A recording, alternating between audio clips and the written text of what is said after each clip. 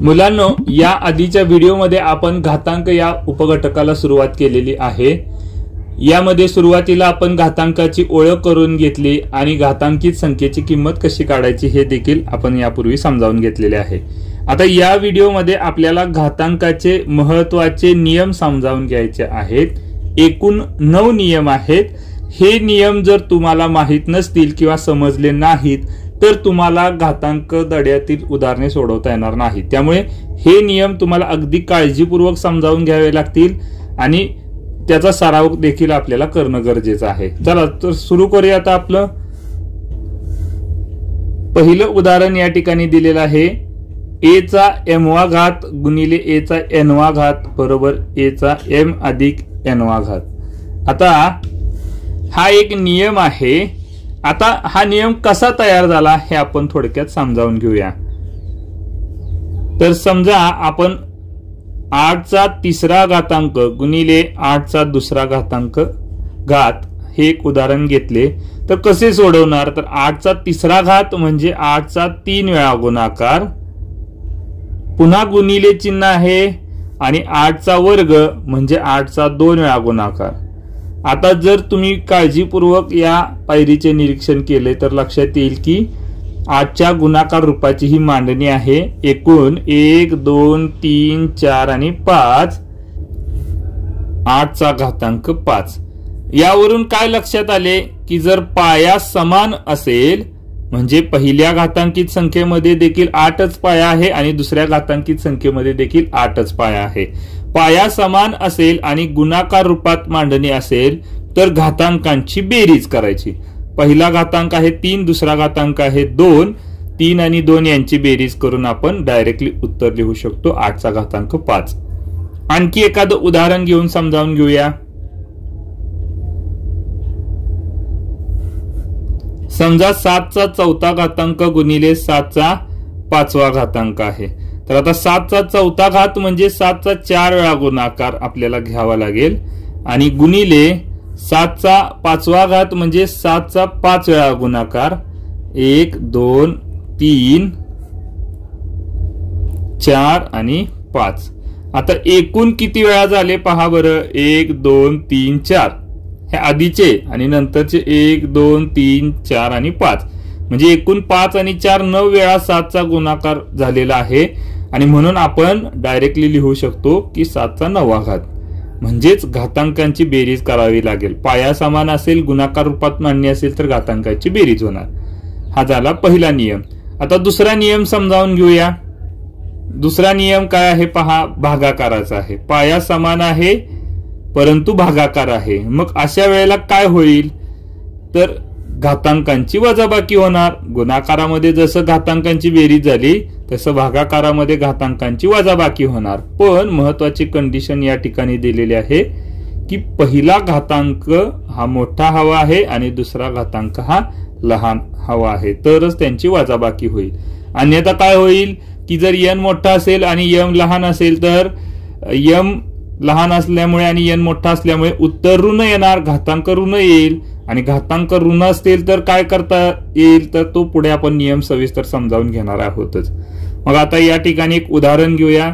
समजा आपण 5 चा घातांक घेतलेला आहे 4 भागिले 5 चा घातांक 3। पहिला घातांक मोठा घेतलेला आहे, दुसरा घातांक लहान घेतलेला आहे। आता भागाकार म्हणजे आपल्याला माहित आहे अपूर्णांकाप्रमाणे पण आपण त्याची मांडणी करू शकतो। म्हणजेच 5 चा घातांक 4 भागिले 5 चा घातांक 3।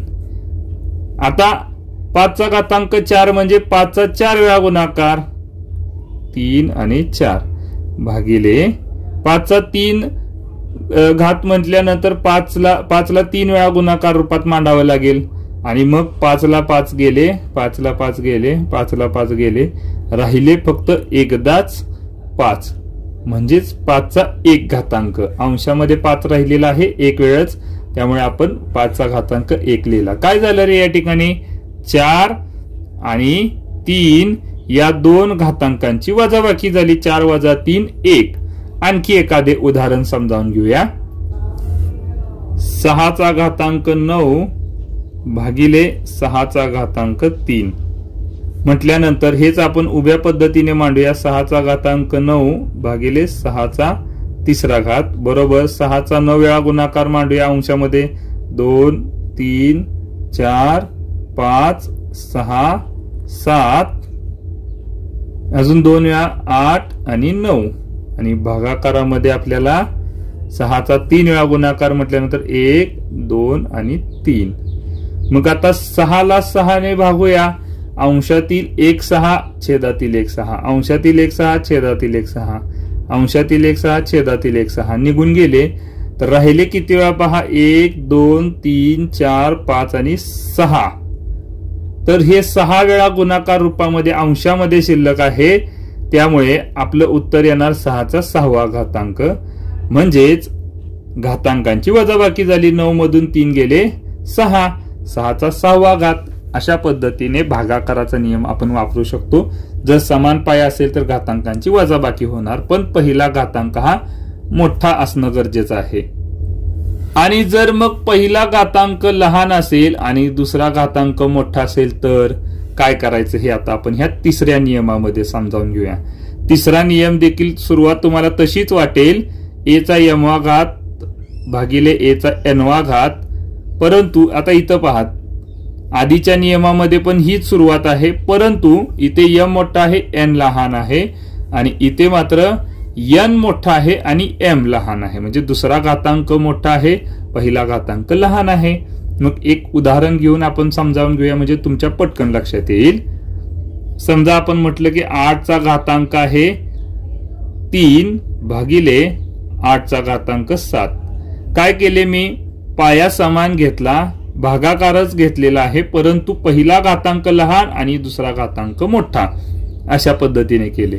तर अंशामध्ये 8चा 3 वेळा गुणाकार भागिले छेदामध्ये 8चा 7 वेळा गुणाकार. 1 2 3 4 5 6 आणि 7. काय होईल, 8 ला 8 एक एकदा आपण जर कॅन्सल केले तर अंशात काहीच शिल्लक राहणार नाही. म्हणजे याचा अर्थ अंशामध्ये 1 शिल्लक राहील. आणि छेदामध्ये 8 किती वेळा शिल्लक आहे, 1 2 3 आणि 4 वेळा शिल्लक आहे. याचा अर्थ 8चा घातांक 4. म्हणजे काय झालं पहा बरं या ठिकाणी, की जर पहिला घातांक लहान आणि दुसरा घातांक मोठा असेल तर 1 हा अंश घ्यावा लागेल आणि छेदामध्ये उलटी क्रिया, उलटी म्हणजे दुसऱ्या घातांकातून पहिला घातांक वजा करायचा. म्हणजे दुसरा घातांक n असेल आणि पहिला घातांक m असेल तर n मधून m वजा करायचा. 7तून 3 गेले 4. हे या सूत्राचे आपल्या मूळ गाव आहे. आणखी एखादे उदाहरण घेऊन समजावून घेऊया. समजा 7चा दुसरा घातांक आहे भागिले 7चा 5वा घातांक आहे. तर 7चा 2 वेळा गुणाकार अंशात येईल आणि छेदामध्ये 7चा 5 वेळा गुणाकार येईल. आणि मग 7 ला 7 गेले 7 ला 7 गेले तर अंशामध्ये राहिले 1च, परंतु छेदामध्ये 3 वेळा 7 म्हणजे 7चा तिसरा घातांक. याचाच अर्थ जर पहिला घातांक मोठा आणि दुसरा घातांक पहिला घातांक लहान आणि दुसरा घातांक मोठा असेल तर 1 अंश घ्यायचा आणि छेदामध्ये दुसऱ्या घातांकामधून पहिला घातांक वजा करायचा. हा झाला महत्वाचा तिसरा नियम. चला आता चौथा नियम समजावून घेऊया. अतिशय सोपा आहे. ए चा 0वा घातांक म्हणजे याचा अर्थ असतो 1. कोणतंही उदाहरण घ्या. समजा मी 8चा 0वा घातांक घेतला तरी उत्तर 1 येणार. 9चा 0वा घातांक घेतला तरी उत्तर 1 येणार. 1000चा 0वा घातांक घेतला तरी उत्तर 1च येणार. हे असं कसं काय, तर अतिशय सोपं आहे. समजा मी म्हणालो की 8चा तिसरा घातांक भागिले 8चा तिसरा घातांक. आधीच्या नियमामध्ये आपल्याला काय शिकवलं होतं रे, आधीचे जे 2 नियम झाले की पहिला घातांक असेल मोठा तर त्यातून दुसरा घातांक वजा करायचा. आता इथं दोन्ही समान आहे म्हणजे काय होईल, 3 वजा 3 केल्यानंतर 8चा 0वा घातांक येईल. घातांकित संख्या देखील संख्याचा पाया देखील समान आहे आणि घातांक देखील समान आहे. म्हणजे घातांकांची वजाबाकी होणार, ती आली 0. परंतु आपल्याला माहित आहे की त्याच संख्येला त्याच संख्येने भागले तर उत्तर नेहमी 1 येते. म्हणजे 8चा 3 वेळा गुणाकार अंशामध्ये घेतला आणि छेदामध्ये 8चा 3 वेळा गुणाकार घेतला तरी या सगळ्यांना कॅन्सल झाल्यानंतर 1/1 म्हणजेच 1 राहील. याचाच अर्थ कोणत्याही संख्येचा शून्यावा घातांक घेतला की उत्तर त्याचे 1 येईल. हा चौथा महत्वाचा नियम. पाचवा नियम पहा, घातांकित संख्येचा घातांक दिलेला असेल तर काय करायचं. म्हणजे इथे पहा 5चा तिसरा घातांक आहे आणि त्याचा पुन्हा दुसरा घातांक जर आपण घेतला तर याचा अर्थ काय. आता दुसरा घातांक म्हणजे 2 वेळा गुणाकार. कुणाचा तर 5च्या तिसऱ्या घातांकाचा 2 वेळा गुणाकार. हा या पूर्ण संख्येचा अर्थ आहे. आणि 5चा तिसरा घात म्हणजे काय आहे तर 5चा 3 वेळा गुणाकार आहे गुणिले पुन्हा 5चा तिसरा घातांक म्हणजे 5चा 3 वेळा गुणाकार. म्हणजेच काय झालं रे. आता पहा 3 आणि 3 6 झाले म्हणजेच 5चा 6वा घातांक. याचा अर्थ घातांकाचा घातांक दिलेला असेल तर त्या दोन्हींचा गुणाकार करायचा. म्हणजे 3 आणि 2चा गुणाकार येणार 3 दुने 6 आलेलं आहे आपलं उत्तर. आणखी एखादं उदाहरण पाहूया. समजा मी म्हणालो की 7चा 4था घातांक आहे आणि पुन्हा त्याचा तिसरा घात आहे. तर काय करतो आपण. तिसरा घात म्हणजेच 3 वेळा गुणाकार म्हणून 7च्या 4थ्या घाताचा 3 वेळा गुणाकार आपण लिहून घेऊया. आणि पुन्हा प्रत्येकाचा 4 वेळा गुणाकार आहे पहा. म्हणजे 7 हे 4 वेळा लिहायचं. पुन्हा गुणिले हे 7 4 वेळा आहे आणि पुन्हा गुणिले हे 7 4 वेळा आहे. म्हणजे किती वेळा झाले 4 आणि 4 8 8 आणि 4 12 वेळा झाले. म्हणजे 7चा 12वा घातांक. याचा अर्थ काय आहे की घातांकांचा गुणाकार झाला. 4 आणि 3 या दोन्ही घातांकांचा गुणाकार केला तर उत्तर आलेला आहे 7चा घातांक 12. म्हणजे आता पहा जर घातांकाचा घातांक दिला असेल तर घातांकांचा गुणाकार करायचा. हा नियम आपण महत्वाचा समजावून घेतला. आता 6वा नियम पहा. इथे कंसाबद्दल घातांक दिलेला आहे. ए आणि बी चा गुणाकार आहे आणि त्याच्या गुणाकाराचा घातांक दिलेला आहे. तर अशा वेळेला कंसातील प्रत्येकाचा तो घातांक असतो हे आपल्याला या नियमातून सांगायचे आहे. म्हणजे एम हा घातांक जर कंसाचा दिलेला असेल तर कंसामध्ये असणाऱ्या ए चा देखील तो सेपरेट घ्यावा लागेल आणि बी चा देखील घ्यावा लागेल. म्हणजेच आपण दोन्ही प्रकारे करून पाहूया. समजा 7 गुणिले 3 आहे आणि त्याचा वर्ग करायचा आहे. तर ही किंमत जर सोडवून काढली तर किती येईल पहा. तर 7 गुणिले 3 21 आणि 21चा वर्ग आपल्याला करायला लागेल. तो किती येईल 441 येईल. आणि हेच आपण सेपरेट करून पाहिलं तर 7चा वर्ग गुणिले 3चा वर्ग. 7चा वर्ग किती आहे 49 गुणिले 3चा वर्ग आहे 9. आता हे इक्वल येतंय की नाही हेच आपल्याला चेक करायचं आहे. तर 9 गुणिले 9 केलं तर 81 हातचा आले 8. 9 गुणिले 4 केले तर 36 आणि 4 44. काय दिसून आले की आपल्याला दोन्ही बाजू समान आलेल्या आहेत. याचा अर्थ जर कंसाबद्दल एकदा घातांक दिलेला असेल तर त्या कंसामध्ये जितक्या संख्या आहेत त्या सगळ्यांना तो घातांक द्यायचा. म्हणजे गुणाकार रूपामध्ये मांडणी असणं जास्त गरजेचं आहे. म्हणजे समजा आणखी एखादं उदाहरण घेतलं की 2 गुणिले 3 गुणिले 7 गुणिले 5 आणि त्याचा घातांक जर 4 दिलेला असेल. आता पहा कंसामधल्या सगळ्या क्रिया ह्या फक्त गुणाकाराच्याच आहे हे विसरून चालणार नाही. बेरीज किंवा वजाबाकी घेतलंय तर हा नियम लागू नाही. हा नियम फक्त भागाकार आणि गुणाकारासाठी आहे. तर हा 4 घातांक आहे तो कंसातील प्रत्येकाला देणं गरजेचं आहे. म्हणजे 2चा घातांक 4 3चा घातांक 4 7चा घातांक 4 आणि 5चा घातांक 4. अशा पद्धतीचा हा नियम आहे की जर कंसाचा घातांक दिला असेल तर तो आतल्या प्रत्येक संख्येचा असतो. फक्त आतल्या सगळ्या क्रिया ह्या गुणाकाराच्या किंवा भागाकाराच्या असणे गरजेचं आहे. इथे पहा 7वा नियम आहे तो आपण भागाकाराच्या संदर्भात घेतलेला आहे. कंसाचा घातांक यम दिलेला आहे म्हणजे याचा अर्थ तो अंशाचाही असणार आहे आणि छेदाचाही असणार आहे. म्हणजे हा एम हा घातांक कंसाचा आहे तर तो अंशाला देखील देणे गरजेचं आहे आणि छेदाला देखील देणे गरजेचं आहे. उदाहरणच घ्यायचं झालं तर 3/7चा समजा दुसरा घात करायचा असेल वर्ग करायचा असेल तर 3चा वर्ग करायचा आणि खाली छेदात 7चा वर्ग करायचा. 3चा वर्ग 9 7चा वर्ग 49. हे झाले त्याचे उत्तर. पण समजा अशा पद्धतीचे गणित दिलेले असेल तर मात्र फक्त अंशाचाच वर्ग करायचा आहे. 7चा वर्ग म्हणजे 7चा 2 वेळा गुणाकार आणि 5 मात्र एकदाच राहील. 7 7 49/5. तर एक लक्षात घ्या, हा जो कंस आहे तो फक्त अंशापुरता मर्यादित आहे, छेदापुरता आहे का दोघांसाठी पण आहे हे समजावून घेणं जास्त गरजेचं आहे.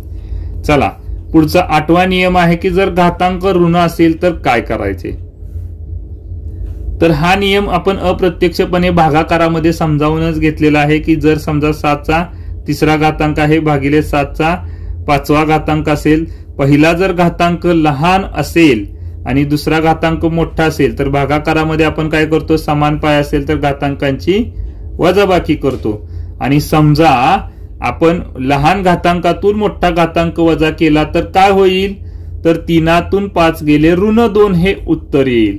परंतु म्हणजेच याचा अर्थ काय झाला की 7चा ऋण 2 घातांक आला. परंतु आपल्याला या संदर्भातला नियम असा शिकवलेला आहे की जर पहिला घातांक लहान असेल आणि दुसरा घातांक मोठा असेल तर 1 अंश घ्यायचा आणि छेदामध्ये मोठ्या घातांकातून लहान घातांक वजा करायचा, म्हणजेच 1/7चा 5तून 3 गेला दुसरा घातांक. याचा अर्थ जर ऋण घातांक असेल तर त्याची किंमत काय असते की 1 अंश घ्यायचा आणि छेदामध्ये तो ऋण घातांक आहे तो धन करायचा. एवढाच हा नियम आहे. समजा आपल्याला आणखी एखादं उदाहरण घेतलं की 9चा ऋण 3 घातांक दिलेला आहे तर 1 अंश घ्यायचा आणि छेदामध्ये तो घातांक धन घ्यायचा, म्हणजे 1/9चा 3 वेळा गुणाकार. हे आपल्याला या ठिकाणी या नियमातून लक्षात आले. आणि आता शेवटचा महत्वाचा नियम आहे. खूप मुलं या नियमाच्या बाबतीत गोंधळून जातात की जर एखाद्या संख्येचं मूळ दिलेलं असेल, मग ते वर्गमूळ असू दे, घनमूळ असू दे, चौथं मूळ असू दे, म्हणजे समजा 5 या संख्येचे चौथे मूळ, आता 4 हा आकडा मी त्या चिन्हाच्या आतमध्ये लिहिलेला आहे, याचा अर्थ आहे की 5चे चौथे मूळ. तर हेच आपण अशाही पद्धतीने लिहू शकतो, 1 अंश घेऊन छेदामध्ये 4 घेतले तर याचाही अर्थ तोच आहे की 5चे चौथे मूळ. समजा आपण म्हटलं की स्क्वेअर रूट ऑफ 16 म्हणजे 16चे वर्गमूळ, तर तेच आपण घातांक रूपामध्ये लिहायचं असेल तर 16चा 1/2 घातांक. याचा अर्थ असं नाही की 16चे निम्मे करायचे आहेत, याचा अर्थ असा आहे की 16चे वर्गमूळ 1/2 घातांक. तर आता घातांकित संख्या जर दिलेली असेल किंवा मुळामध्ये संख्या दिलेली असेल तर त्याचा आपण घातांक लिहिताना 1 अंश घेऊन लिहिलं तरी सुद्धा चालू शकतं. याचा उपयोग आपल्याला गुणाकार करण्यासाठी, घातांकांची बेरीज करण्यासाठी उपयोगी पडेल.